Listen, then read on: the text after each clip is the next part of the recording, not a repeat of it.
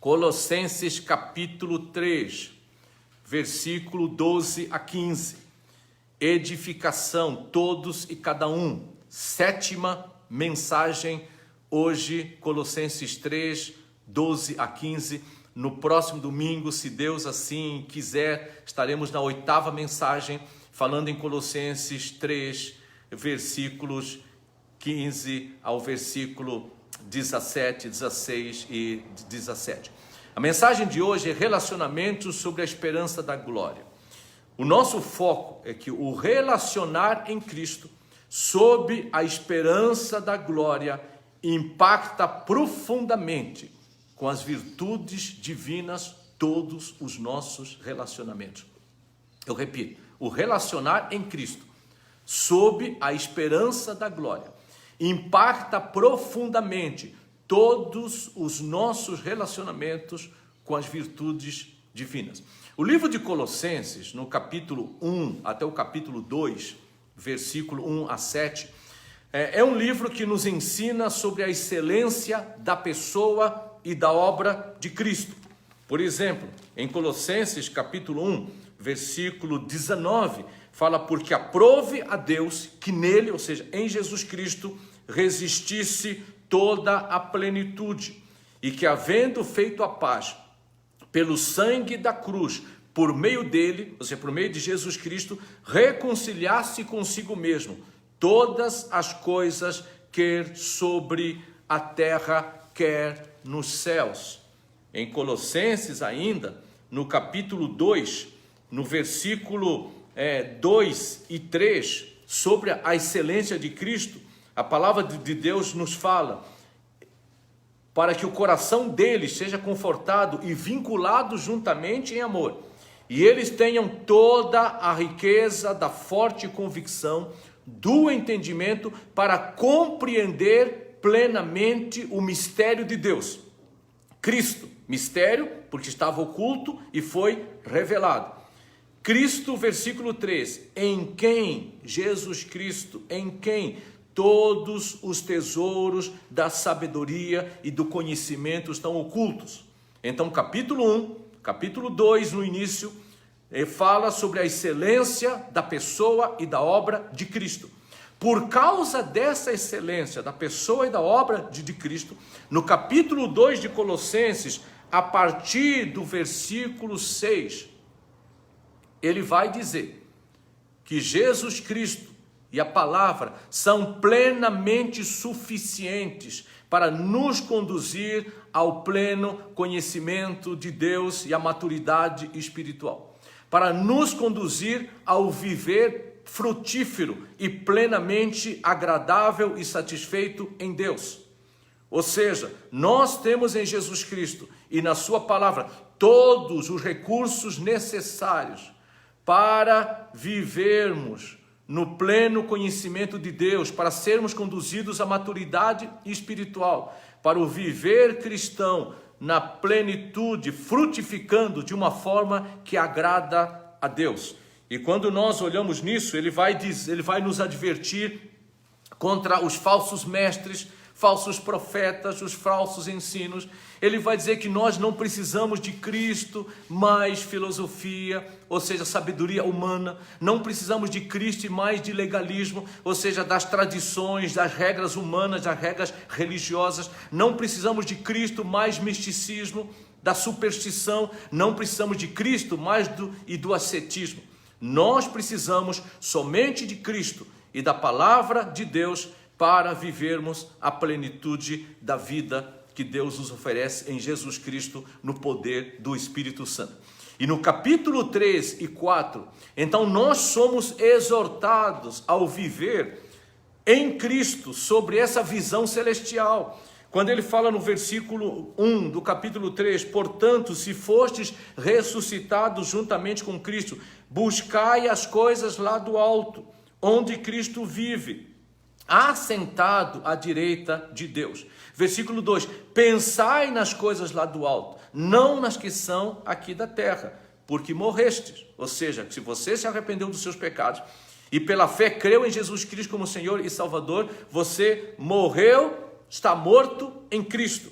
E a sua vida a nossa vida está oculta juntamente em Cristo. Em outras palavras, ela está nutrida em Cristo, ela está alimentada em Cristo, ela está identificada em Cristo, ela está segura em Cristo. Então essa ideia de que está oculta juntamente com Cristo em Deus, significa que nós temos em Cristo uma nova vida essa que é nutrida, que é identificada e que é segura em Jesus Cristo, na sua pessoa, na sua obra, na sua morte pelos nossos pecados e na sua ressurreição dentre os mortos. E o livro de Colossenses, ele fala algumas vezes sobre a esperança. Por exemplo, Colossenses capítulo 1, versículo 4, ele fala assim: por causa da esperança que vos está preservada nos céus, da qual ouvistes pela palavra da verdade do Evangelho. A palavra da verdade do Evangelho nos comunica e nos transmite uma esperança. Não uma esperança que está reservada neste mundo. Não, mas tanto é que o apóstolo Paulo fala que se a nossa fé, a nossa esperança se resume a esse mundo, nós somos os mais infelizes dos homens. É uma esperança que está preservada nos céus em Cristo Jesus.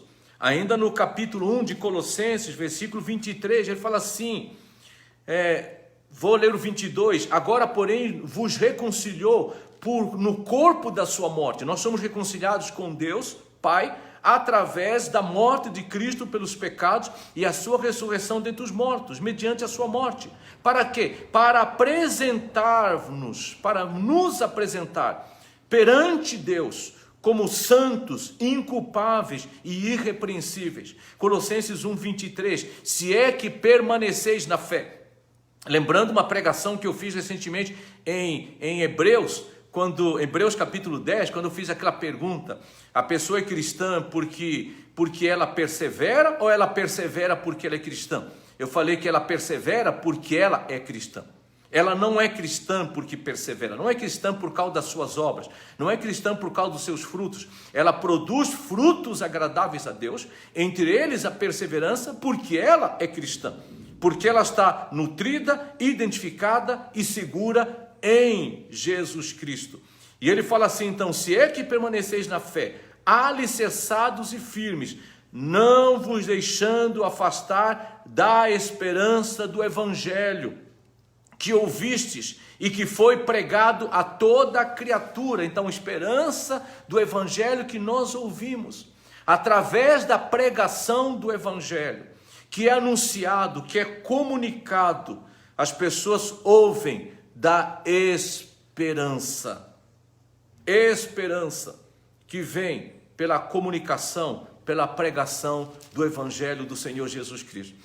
Como as pessoas nesse contexto da Covid-19, nesse contexto da pandemia, tantas pessoas vivendo crises, por exemplo, crises de ansiedade, crises de pânico, medo, insegurança, indignação, problemas nas mais diversas áreas. Como as pessoas estão necessitadas de uma palavra de esperança. Essa esperança vem de onde? Essa esperança, conforme nós vemos aqui, vem do Evangelho de Senhor Jesus Cristo.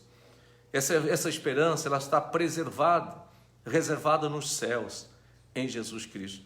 Não é uma esperança que deve estar fundamentada no sistema político, judiciário, sanitário, que são coisas boas, são bênçãos de Deus. Os sistemas políticos, sanitários, os judiciais, econômicos, etc., são bênçãos de Deus quando são bem usados, quando são usados para o bem da humanidade.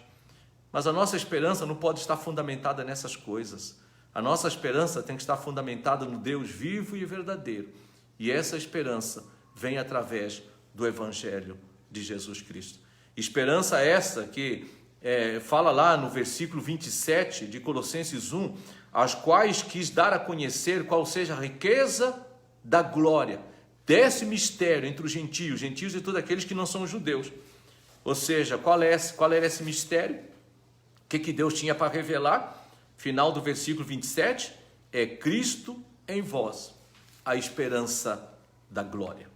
Cristo em vós, a esperança da glória. E no capítulo 3, ele diz, versículo 4, quando Cristo, que a vossa vida se manifestar, falando sobre a segunda vinda de Jesus Cristo, falando o nosso encontro com Cristo na eternidade, quando Cristo, que a vossa vida se manifestar, então vós também sereis manifestados com Ele em glória. Por causa desse encontro com Jesus Cristo na eternidade, seja pela nossa partida nesse mundo pela morte, seja no encontro com Jesus Cristo quando Ele voltar, para quem estiver vivo, discípulo de Jesus Cristo naquela época, nesse momento, nós estaremos sendo glorificados, estaremos vendo concretizada a esperança da glória. Por causa disso, ele fala no versículo 5, fazei, pois, morrer a vossa natureza terrena. E ele vai falar que por causa disto, nós temos que fazer morrer, no poder do Espírito Santo, o viver sobre a escravidão do pecado, porque em Cristo Jesus somos livres da escravidão do pecado. E ele fala no versículo 8, despojai-vos exatamente de tudo. E ele vai dizer daquilo que é pecaminoso, daquilo que ofende a Deus, daquilo que traz crises no relacionamento com Deus e no relacionamento uns com os outros, e traz crise para a nossa mesma alma, para a nossa psique, para as nossas emoções, inclusive com consequências para a nossa própria saúde. E ele continua, versículo 10, vos revestistes o novo homem, que se refaz para o pleno conhecimento, segundo a imagem daquele que o criou. É o processo da santificação, que vai se concretizar no nosso encontro na eternidade com Cristo, naquilo que a Bíblia chama então, quando haverá o momento da glorificação. E ele fala, no qual não pode haver grego nem judeu, ou seja, em Jesus Cristo, circunciso nem incircunciso, bárbaro, cita, escravo, livre, porém Cristo é tudo em todos, a suficiência de Cristo, que é tudo em todos. E aí ele vai no versículo 12, por causa disso também, revesti-vos, pois, como eleitos de Deus, santos e amados. E ele vai dizer aí, que quando nós nos revestimos como santos e amados, eleitos, ele fala que nós somos escolhidos segundo o amor, e a livre e soberana vontade e graça divina, como membros da nova criação em Cristo. E assim nós devemos nos portar como membros da nova criação em Cristo. O nosso estilo de vida, a nossa maneira de pensar, o nosso falar, o nosso sentir, o nosso desejar, o nosso viver, o nosso comportamento, ele deve refletir a nova vida que nós temos em Cristo Jesus. E algumas marcas dessa nova vida, elas impactam os nossos relacionamentos. E ele fala assim, que nós temos que nos revestir de ternos afetos de misericórdia, de bondade, de humildade, de mansidão, de longanimidade. Esse ternos afetos de misericórdia está falando sobre compaixão, é piedade, é um coração compassivo, envolve sentimentos de simpatia diante do sofrimento, diante das necessidades uns dos outros. Bondade expressa integridade, benignidade, alguém que é bom, é alguém que não faz o mal para os outros. Essa bondade expressa em atitudes, expressa em atos. É o reconhecimento que nós precisamos fazer numa atitude amigável, auxiliadora, que procura suprir a necessidade dos outros mediante atos generosos. Ele fala que nós temos que nos revestir de humildade. Essa humildade é ter uma opinião humilde de si mesmo. É ser uma pessoa modesta. Modesta no sentido de uma humildade de mente. É o reconhecimento da nossa própria fraqueza, dos nossos próprios limites, mas também o reconhecimento do poder de Deus em Jesus Cristo, no Espírito Santo, que nos capacita ao viver agradável, satisfeito em Deus. Temos que nos revestir de mansidão. E aí também essa palavra mansidão também dá a ideia de gentileza, de bondade, de humildade. É permitir que Deus molde o nosso caráter, que Deus nos conduza Lembra que o cavalo manso, ele não perde a sua força, ele não perde a sua energia. O cachorro de guarda, de segurança manso, ele não perde a sua agressividade, a sua força, mas ele é dominável, ele é conduzível. Da mesma forma, a pessoa mansa, ela é alguém que se deixa conduzir por Deus. A mansidão indica uma submissão obediente a Deus e a sua vontade. É aquilo que Jesus Cristo fala assim: aprendei de mim que sou manso e humilde de coração. Ou seja, é uma atitude obediente a Deus e a sua vontade, com uma fé não vacilante. A pessoa mansa, ela tem atos gentis e uma atitude benevolente para com as outras pessoas. A Bíblia fala que Moisés foi um dos homens mais mansos na face da terra. Moisés não era um líder fraco, Moisés não era um homem fraco, muito pelo contrário, Moisés era um líder de temperamento forte, um líder forte. Mas Moisés mostra as suas atitudes de mansidão, quando, por exemplo, se coloca na brecha, intercedendo pelo povo, o mesmo povo que resmungava, o mesmo povo que questionava a sua liderança. Quando Deus quis disciplinar e castigar o povo, Moisés se coloca na brecha para interceder. O mesmo Moisés que intercede por Arão e Miriam, quando Deus castiga Arão e Miriam, porque Arão e Miriam se levantaram contra Moisés, e Moisés demonstra a sua atitude de mansidão, quando ele intercede por Arão e por Miriam. Então a mansidão envolve atos gentis e uma atitude benevolente para com os outros, e frequentemente enfrenta de uma forma positiva a oposição que se levanta contra ele. É uma virtude de manter a personalidade sujeita à vontade de Deus mediante o poder do Espírito Santo. E ele fala aí, revestivos, versículo 13, de paciência, longanimidade. É uma mente que se controla durante um longo tempo antes de agir. A pessoa paciente, longânima, ela não é precipitada nas suas palavras, nas suas atitudes. Ela sabe o momento certo de agir. Longanimidade é paciência em sofrer injustiças sem vingança, mas com esperança em Deus. E a longanimidade, a paciência também envolve não desistir diante de pessoas ou situações difíceis. Quantas das vezes não existe em nós aquela tentação, aquele desânimo que nos leva a pensar desistir diante de situações e de pessoas difíceis? A longanimidade fala em perseverança, fala em firmeza, fala em não desistir diante de pessoas e situações difíceis.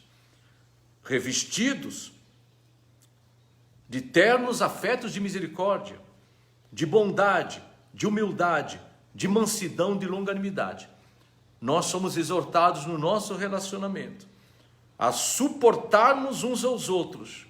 Versículo 13. E também nós somos desafiados a perdoar, como o Senhor Jesus Cristo nos perdoou. Por isso que ele fala no versículo 13, suportem-se uns aos outros e perdoem-se mutuamente. Caso alguém tenha motivo de queixa contra outra pessoa, assim como o Senhor perdoou, vocês também perdoem uns aos outros.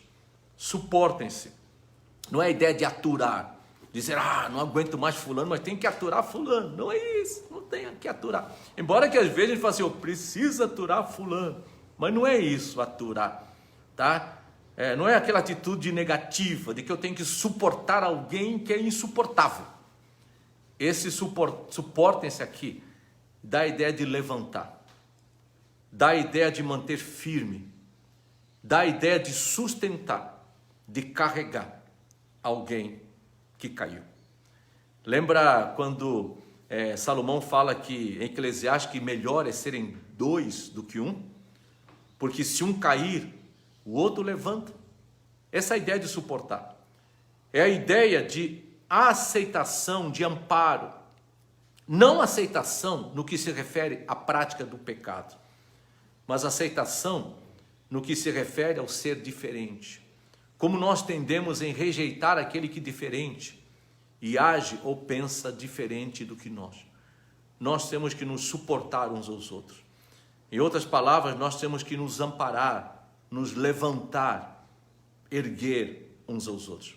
É aquilo que no livro de Hebreus fala que joelhos trópicos, fracos, pernas fracas, tá? Você olha lá, por exemplo, Hebreus capítulo 12, quando a palavra de Deus fala sobre a questão no contexto de disciplina, e fala no versículo 12, por isso restabelecei as mãos descaídas e os joelhos trópicos, e fazei caminhos retos para os pés, para que não se extravie o que é manco, antes seja curado.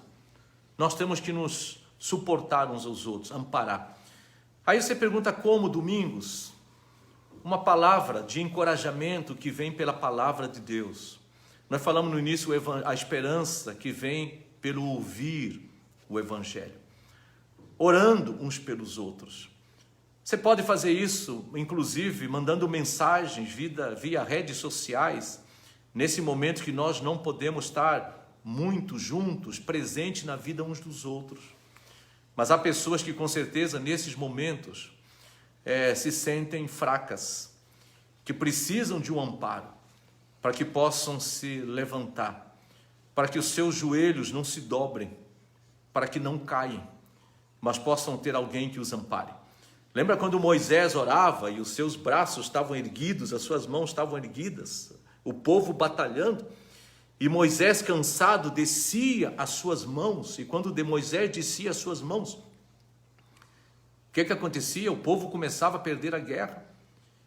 E aí o que fazem dois companheiros de Moisés?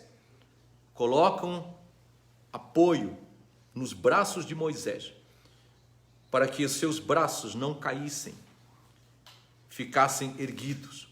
Em outras palavras, eles suportaram Moisés, deram o amparo que Moisés precisava. Lembra quando Davi está naquele momento de crise, numa caverna com 400 homens acovardados, endividados, fugindo de Saul? Jonatas vai ter com Davi. Leva para Davi uma palavra de encorajamento. Leva para Davi uma palavra de força, para que Davi possa se erguer, se levantar. E Jonatas lembra para Davi as promessas de Deus, dizendo: tu serás o rei de Israel. Lembra de Saulo, quando se converte, fugindo, pessoas com medo dele, sendo perseguido e sendo inclusive um contexto de desconfiança com relação a ele. Lembra de Paulo?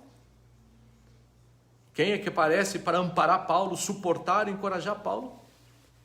Barnabé, que traz Paulo junto de si, apresenta Paulo aos outros discípulos e à igreja, e dá a Paulo o suporte e o amparo que ele necessita para permanecer firme no chamado e na vocação que Deus fez para ele.